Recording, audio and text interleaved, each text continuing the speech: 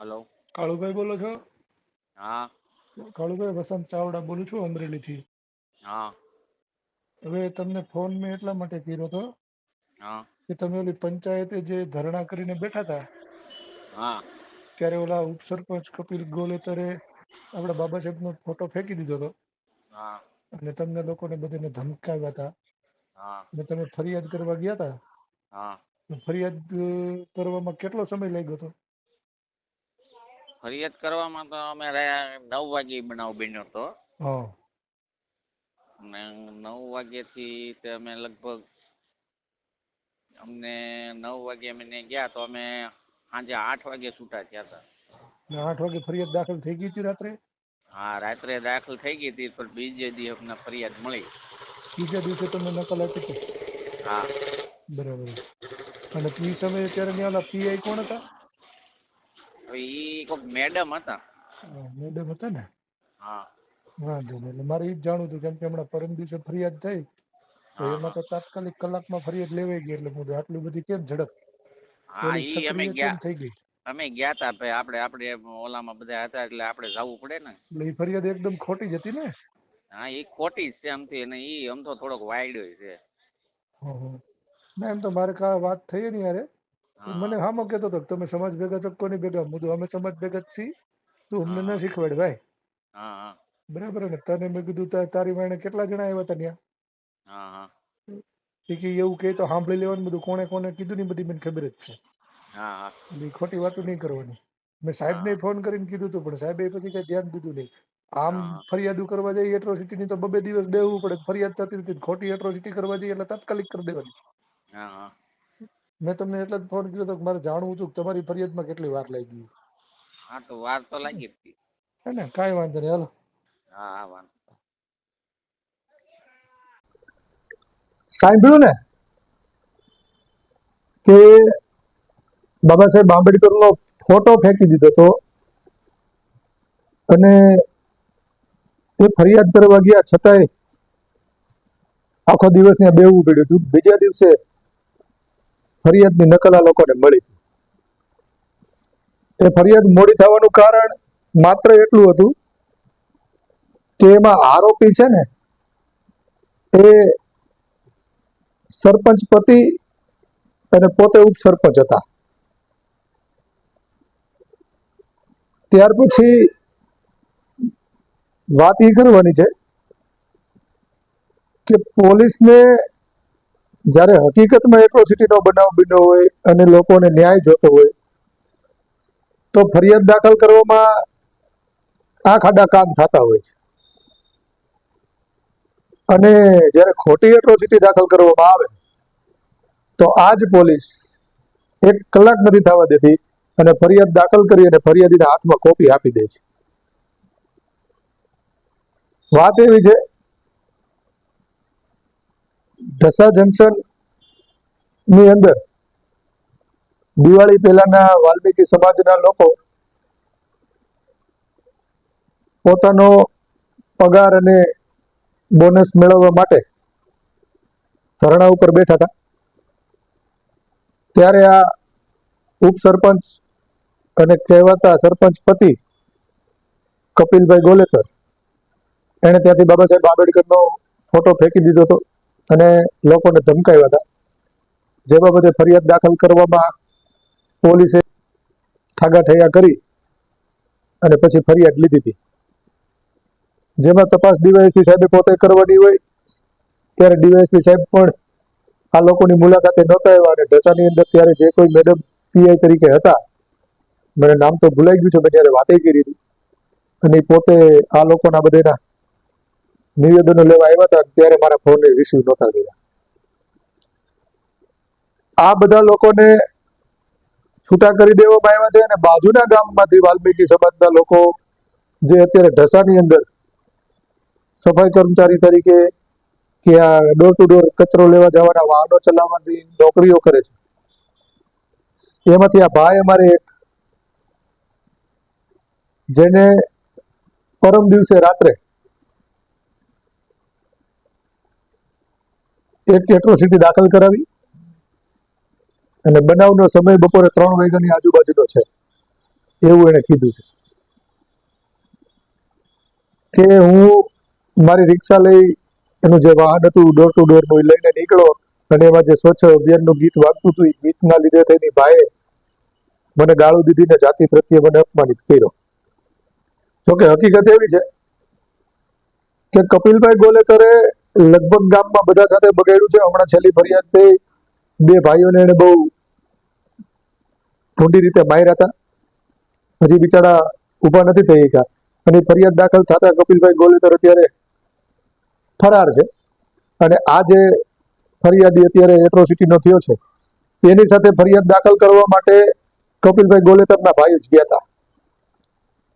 અને સમાજના અનુસૂચિત જાતિ સમાજના લોકોને જ્યારે ખબર પડી ત્યારે 50 લોકો ભેગા થઈ અને પોલીસ સ્ટેશને ગયા હતા અને આને સમજાવ્યો હતો કે ભાઈ ખોટી એટ્રોસિટી નથી કરવાની, આવું ન કર. પણ એ ભાઈ કોઈના બાપનું માયના નહોતા.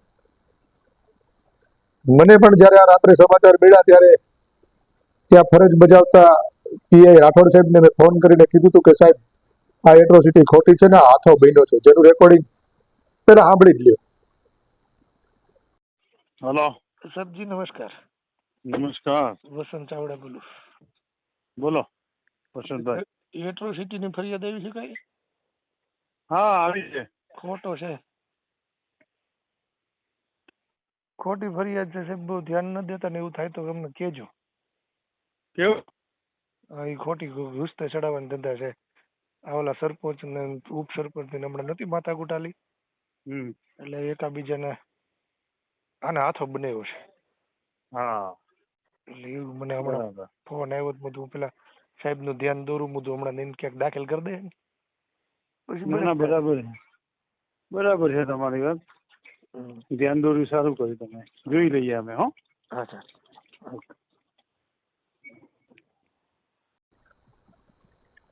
આ સાહેબના શબ્દો હતા કે અમે જોઈ લઈશું. ને 50 આગેવાનો બારે ઉભા હતા ને સાહેબે એને એવું કહી દીધું કે કાયદાનું કામ કરશે, પોલીસનું કામ છે, પોલીસ કરશે. પણ જ્યારે સાચી એટ્રોસિટીઓ દાખલ કરવાની હોય ત્યારે પોલીસ એનું કામ નથી કરતી, ખોટી હોય ત્યારે જ કરે છે. અને ખાસ કરી અને આવા કોઈ ભેગા ગયા હોય સરપંચના ઉપરાણા લઈ કે હસ્તી તરીકે, ત્યારે જ તમે કેમ તાત્કાલિક આવી ખોટી ફરિયાદ હોય છતાંય દાખલ કરી રહ્યો, તમને મળી રહી છે. એટલે આ ફરિયાદ દાખલ થયા પછી ફરિયાદીને મેં ઘણા ફોન કર્યા, એને ઉપાડ્યા નહીં. અને ત્યારબાદ એનો પાછો મારી માથે ફોન આવ્યો, જેનું રેકોર્ડિંગ સાંભળો. હાલો. હાલો, કોણ? તમારો ફોન આમાં આવ્યા હતા. વસંત ચાવડા બોલું. કોણ બોલે? બોલો બોલો. ના, રોનક બોલું, માલાપરાથી. કાલે ઓલી એટ્રોસિટી દાખલ કરી? હા હા. કેટલા લઈને કરી? હે? કેટલા લઈને કરી એટલે એટ્રોસિટી દાખલ? હા. એટ્રોસિટી એટલે કઈ તમે એવું વિચારો છો કે તમારા બાપ દાદાએ કમાણી કરેલી જાગીર છે તો ફાવે ને તમે એટ્રોસિટી કરી નાખો? એટલે કોને એટ્રોસિટી કરી?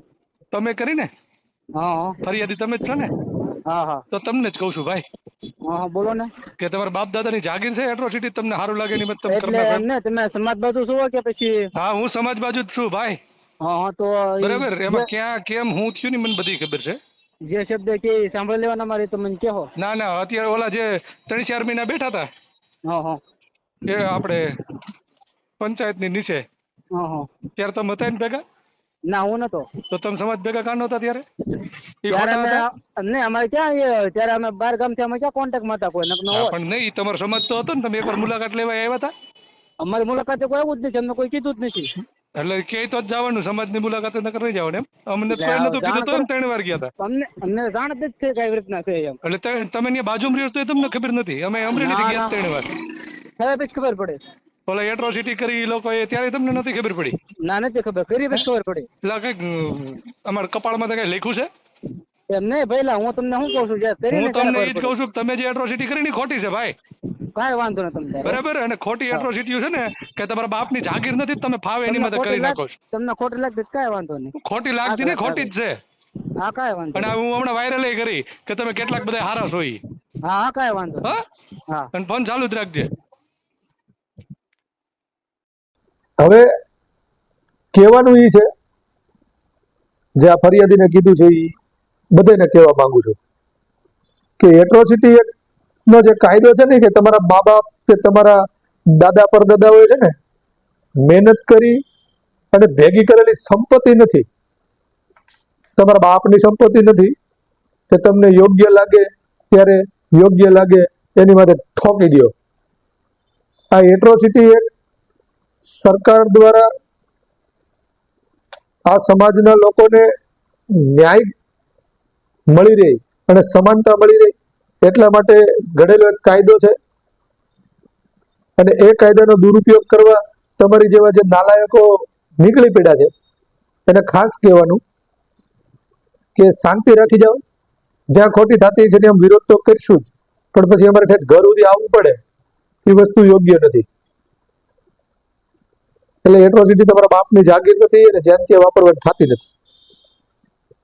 રહી વાત ઢસા પોલીસની, તો એને કહેવાનું થાય છે કે જ્યારે હોય ત્યારે તમારા આવા જ કાંડ ખુલે છે.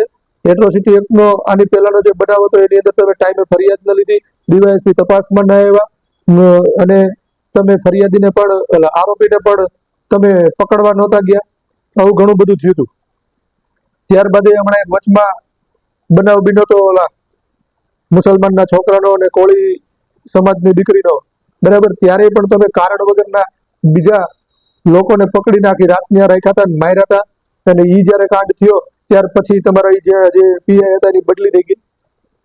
ઓલી પહેલી એટ્રોસિટીમાં આવું જ થયું હતું એટલે બેડની બદલી થઈ ગઈ, બીજીમાં પીઆઈ ની બદલી થઈ ગઈ. અને હવે અમારે જે આ રાઠોડ સાહેબ આવ્યા છે એને આ ખોટી એટ્રોસિટી દાખલ કરાવી અમારે કહેવા છતાંય, બરાબર. તો પોલીસને એ કહેવાનું, જો તમને પૈસા કમાવાનો એટલો શોખ હોય તો વર્દી ઉતારી દો અને દારૂ વેચવા મળો. જેમ કે આપણે ગુજરાતમાં દારૂ બંધી નામની છે, બાકી મળી તો રહે જ છે. અને તમે તો પીઆઈ દરજાના અને પોલીસ દરજાના લોકો છો એટલે તમને ખબર જ હોય ક્યાંથી માલ આવતો હોય. વર્દી ઉતારી અને દારૂના ધંધા ચાલુ કરી દો. ખોટા લોકોને ફસાવવાના કે કોઈના કહેવાથી તમે તમારી ફરજ જે ચૂકી રહ્યા છો એ ધંધા બંધ કરો. હજી એકવાર સમાજના લોકોને કહું છું, ખાસ કરીને એવા નાલાયકોને કે જે એટ્રોસિટી એક્ટનો ખોટો દુરુપયોગ કરી રહ્યા છે, શાંતિ રાખજો, નકર અમારે ઘરે આટા મારવા આવવું પડશે.